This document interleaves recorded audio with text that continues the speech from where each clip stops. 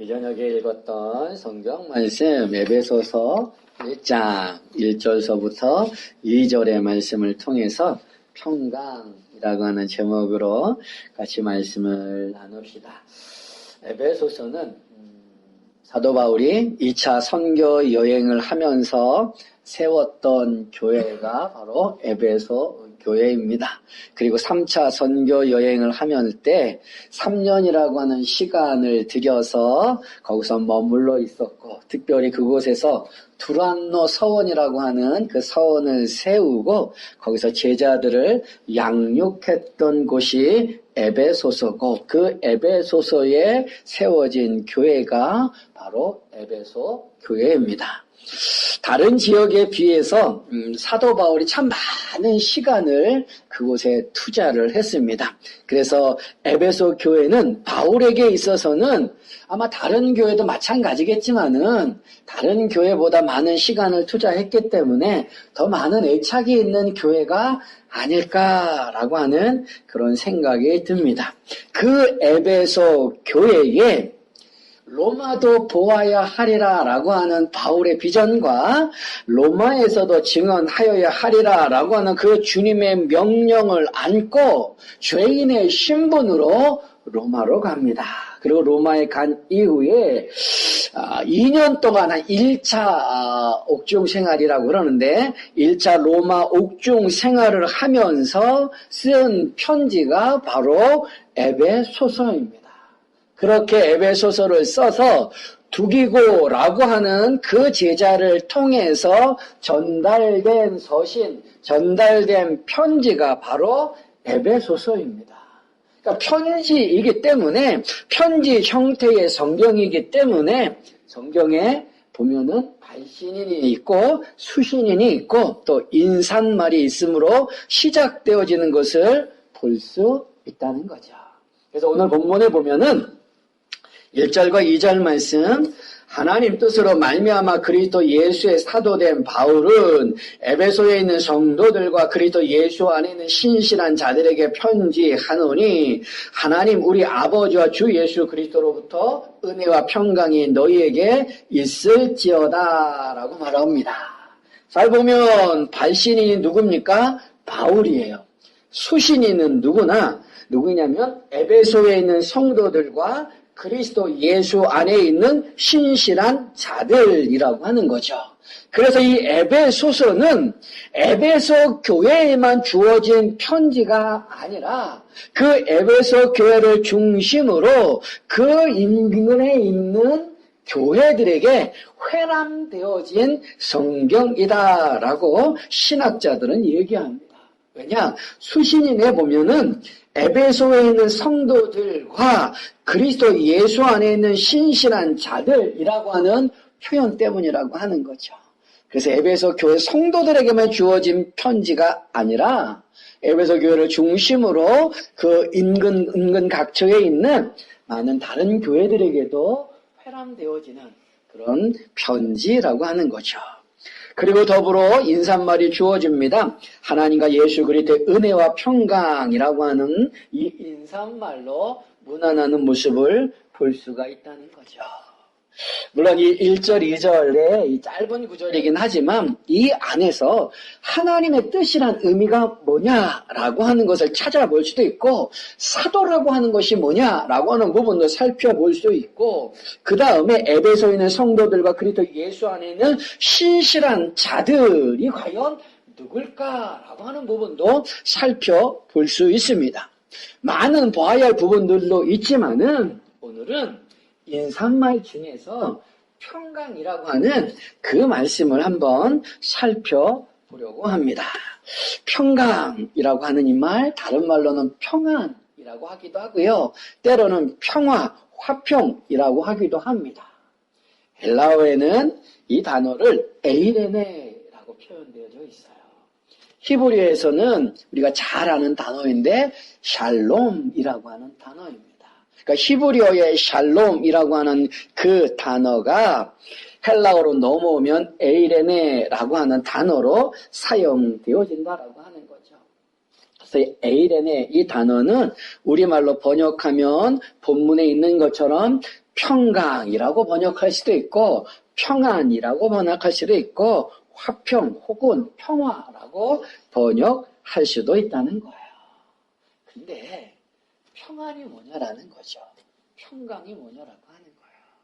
바울이 에베소 교회 성도들에게 또 그 지역에 있는 교회들에게 편지를 쓰면서 은혜와 평강이 너희에게 있을지어다 라고 문안할 때 그 평강의 의미가 뭘까라고 하는 거예요. 평강이라고 하는 것, 평안이라고 하는 사전적 의미는 뭐냐면 걱정이나 탈이 없다. 무사히 잘 지내고 있다라고 하는 그런 뜻이라는 거죠. 그러니까 마음에 근심이 없는 거예요. 걱정이 없는 거예요. 탈이 없는 거예요. 그래서 잘 지내는 것, 이걸 평안이라고 한다는 거죠. 그런데 우리의 삶 가운데 이런 평안의 시간들이 얼마나 있나요? 우리가 살다 보면 한 가지 걱정이 끝나면 또 다른 걱정이 생기죠. 하나의 문제가 해결되어지면 또 다른 문제가 생겨난다는 거예요. 그러니까 인생이라고 하는 것은 걱정의 연속이고 문제의 연속이고 염려의 연속이라고 하는 거죠. 그러면 예수 믿는 성도들은 어떠냐라는 거예요.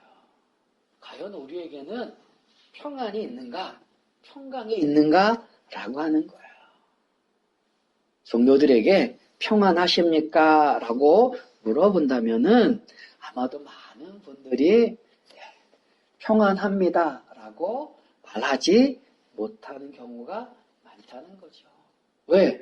예수 믿는 성도라 할지라도 이 세상에 살다 보면 세상의 사람들처럼 걱정과 염려와 근심과 문제 속에 살아가고 있다는 거예요.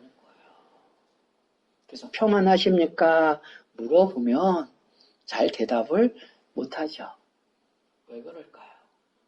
왜 예수 믿는 성도들도 평안이라고 하는 그 평안을 누리지 못하고 있느냐라고 하는 거예요. 그건 평안에 대한 개념, 평안에 대한 이해를 사전적 의미로 가지고 있다라고 하는 거죠.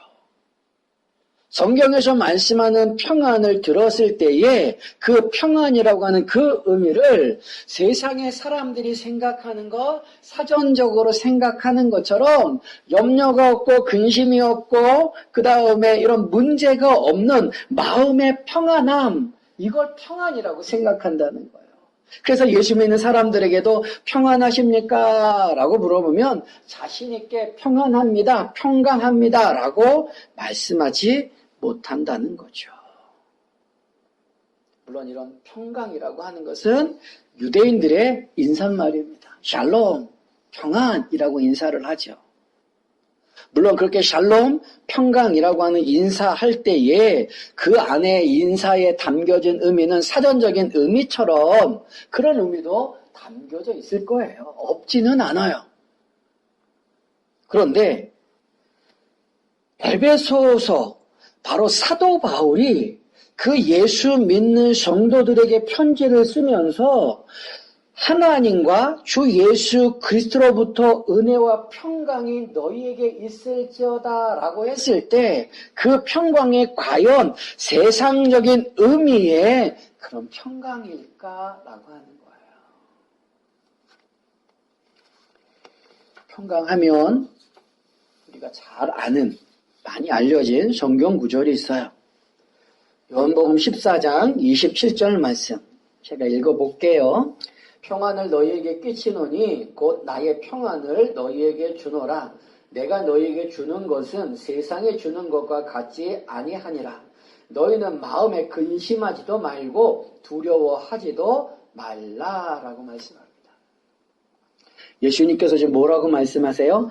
나의 평안을 주신답니다. 나의 평안을 주시는데 주님이 주시는 그 평안은 세상이 주는 것과 같지 않다라고 하는 거죠. 세상이 주는 평안이라고 하는 건 뭐겠습니까? 걱정과 근심과 염려가 없는 것, 문제가 없는 마음의 편안함을 평강이라고 그런단 말이에요. 평안이라고 그런단 말이에요. 그런데 그렇게 세상이 주는 평안이라고 하는 것은 제한적이라는 거예요. 물질적인 제한과 공간적인 제한의 재료들로부터 얻게 되어지는 평안이라는 거죠. 마음의 편안함이라는 거예요. 가진 것이 많으면 평강하다고 생각합니다. 공간적으로 자유롭게 어디든 갈 수 있다라고 하는 것, 이걸 평강이라고 세상은 말한다라고 하는 거예요. 그런 세상이 말하는 그 평강이라고 하는 것, 그 평강이라고 하는 것을 제대로 누리려고 한다면은 과연 어떤 모습을 가져야 하겠느냐라고 하는 거예요.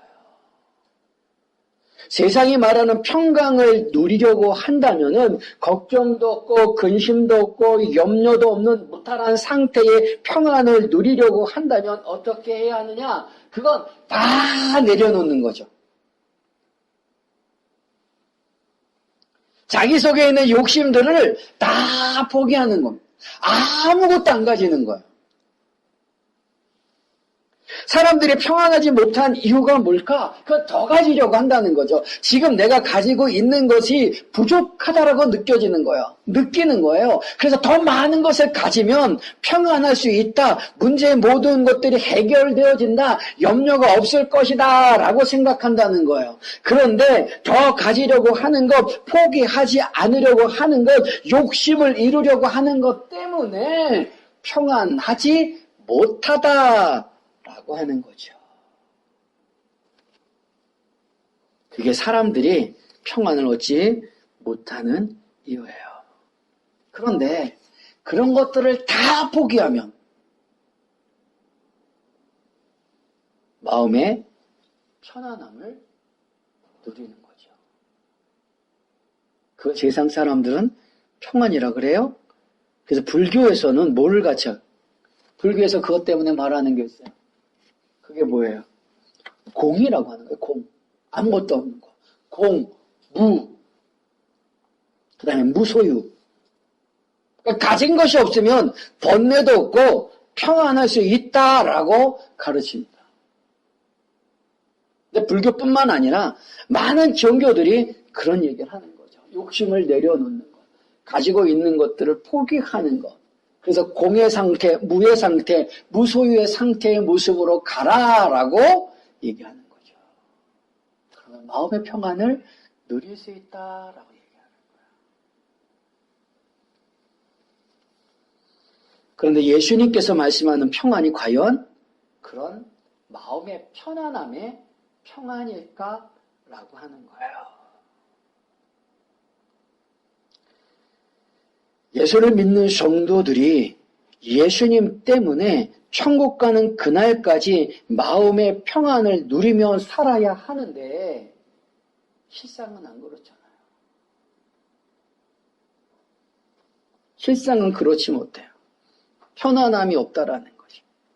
간혹 은혜를 받았다라고 하면서 평안을 누린다라고 얘기합니다. 그런데 그렇게 예수님 때문에 느끼는 그런 평안이라고 하는 것은 한시적이라고 하는 것이요. 지속적이지 않고 영원하지 않다라고 하는 거예요. 불안정한 평안이고요. 또 상황이 바뀌면은 얼마든지 그 평안은 깨져버릴 수 있다라고 하는 거예요. 과연 주님이 주시는 평안이라고 하는 것이 그런 걸까라고 하는 거예요. 일시적으로 마음의 편안함을 누리는 것. 보통 우리가 은혜를 받았다라고 하면은 마음의 편안함을 느낍니다. 평안함을 느낍니다. 그게 예수님이 말씀하는 평안일까?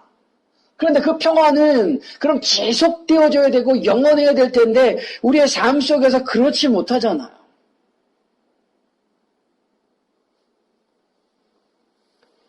예수님께서 주시는 평안과 바울이 말하는 그 평안, 에베소 교회 성도들에게 축복하는 평안이라고 하는 것이 한시적이고 불안정하고 상황에 따라서 바뀔 수 있는 평안이 아니라는 거죠.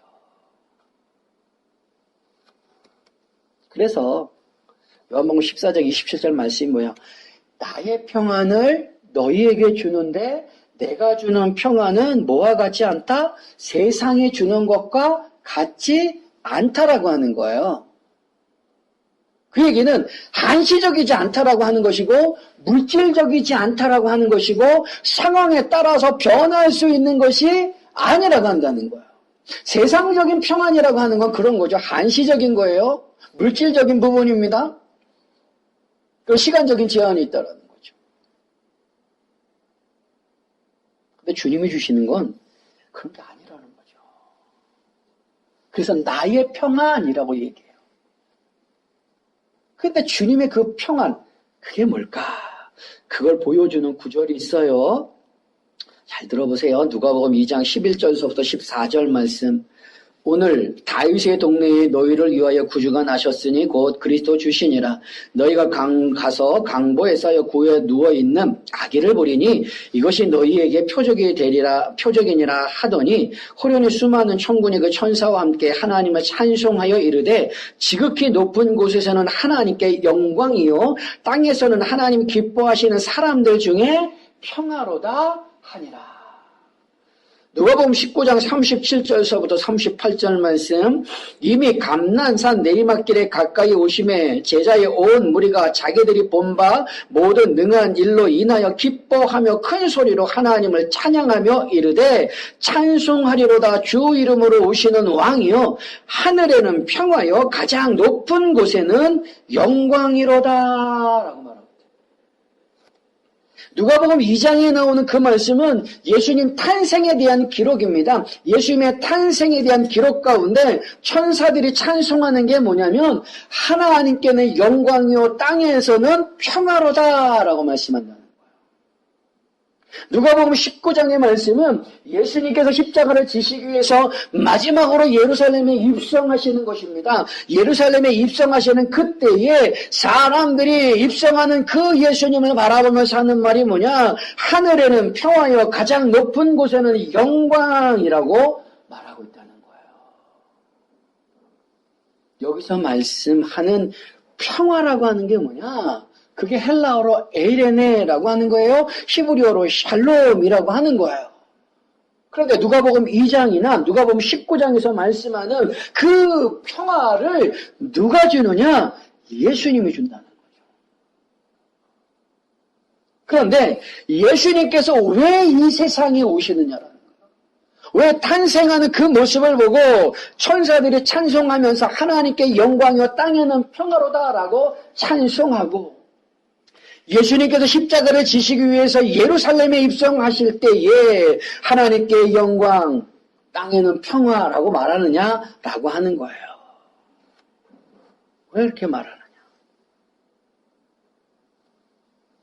바로 그 평화라고 하는 거, 평강이라고 하는 거 누가 주는 거라고요? 예수님이라고 하는 거예요. 성경이 말씀하는 샬롬이라고 하는 것, 에이레네라고 하는 것은 세상이 말하는 것과 사전적인 의미 속에서 물질적이고 한시적이고 공간적인 제한이 있는 것이 아니라는 거예요. 물질이 주는 평안이 아니라는 겁니다. 상황이 주는 평안이 아니라고 하는 거예요. 누가 주는 평안? 예수님이 주는 평안을 얘기한다라는 거죠. 근데 그 예수님이 왜 오셨어요? 죄인들을 위하여. 십자가에서 죽으시기 위하여 오셨다라고 하는 거죠. 그 십자가의 죽으심을 통하여서 우리에게 주시는 게 뭐냐? 그게 평안이라고 성경은 말씀한다는 거예요. 근데 예수님께서 십자가에 죽으시는 이유가 무엇입니까? 죄인인 우리와 창조주이신 하나님과의 그 관계가 깨어져 버린 거잖아요. 그 깨어져 버린 그 관계를 예수님께서 십자가의 죽으심으로 뭐 하는 거예요? 회복하시게 하셨다는 거죠. 그래서 하나님을 감히 뭐라고 부르게 합니까? 아빠, 아버지. 예전에는 아바라고 표현했습니다만 아빠, 아버지라고 부르게 하면서 하나님과 깨어진 그 관계를 회복한다는 거죠. 그걸 성경이 뭐라 그러느냐? 그걸 샬롬이라고. 그걸 에이레네, 평안, 평강, 화평, 평화라고 말씀한다는 거예요. 세상에서 말하는 것, 사전적인 의미와는 다른 의미 속의 평강임을 알 수 있다는 거예요. 유대인들이 인사를 할 때 샬롬이라고 한다 그랬죠? 왜 샬롬이라고 인사를 할까? 왜 평안이라고 인사를 할까? 그 인사말이라고 하는 것은 시대와 역사와 사회적인 모습을 반영합니다.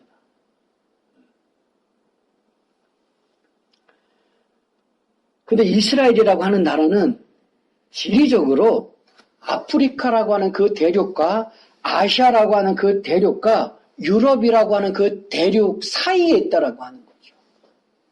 허브 역할을 하고 있다는 거예요. 아프리카에서 아시아로 가려고, 아니면 아프리카에서 유럽을 가려고, 아니면 유럽에서 아프리카를 가려고, 아니면 아시아를 가려고 할 때 거쳐가야 할 관문 중에 하나가 뭐냐면 이스라엘이라고 하는 그 팔레스타인 그 땅이라고 하는 거예요. 그런 지형적인 역할 때문에, 그 지형적인 위치 때문에 수많은 전쟁의 모습들이 있었던 곳이 어디냐? 그곳이 바로 이스라엘이라는 거예요. 그곳이 바로 팔레스타인이라고 하는 거예요. 그러니까 그들은 늘 전쟁 속에 있는 모습이에요. 그 속에서 나온 인사말이 뭐냐? 샬롬이에요. 평안하십니까? 이런 와중에도 잘 계십니까? 라고는 인사가 나온다는 거죠. 그러니까 그들의 인사, 샬롬이라고 하는 그 말 속에 염두에 더 있는 그 배경적인 모습은 뭐냐면 전쟁을 염두에 두고 있다는 거죠.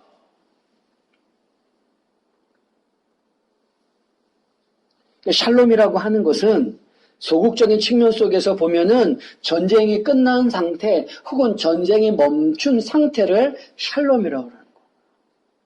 적극적인 측면 속의 샬롬이라고 하는 것은 적대 관계 속에 있는 저 사람과 내가 그 화목하게 되어지는 것, 관계가 회복되어지는 것, 그리고 서로 끌어안고 마음을 나눌 수 있는 것이 샬롬이라고 한다는 거예요.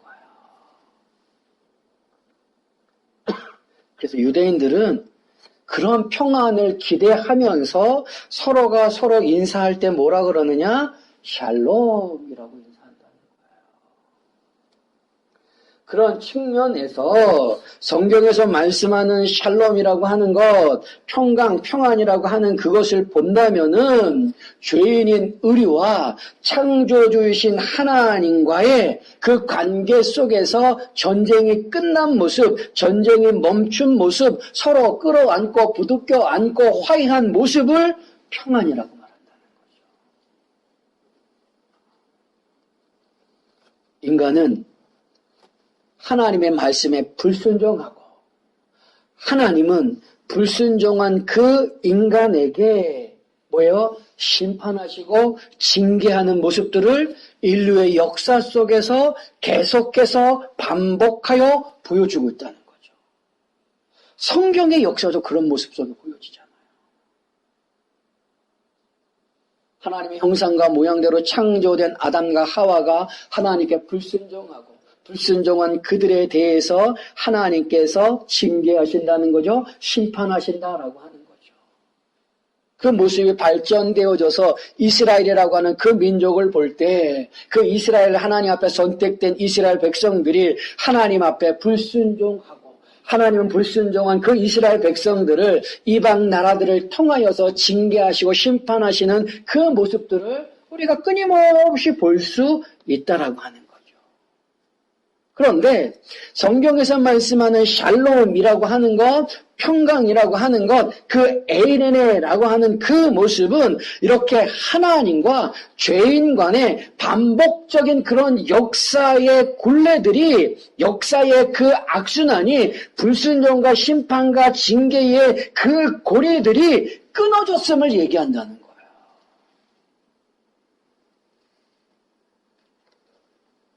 더 이상 인간은 하나님 앞에 불순종하지 않고 하나님은 불순종한 인간에게 심판과 징계하시지 않는 것. 그 죄인과 하나님이 화목하여 서로 끌어안는 것. 그게 샬롬이라고 하는 거예요. 근데 그걸 누가 이루신 거예요? 예수님. 그래서 요한복음 14장 27절에 주님이 말씀하시는 것.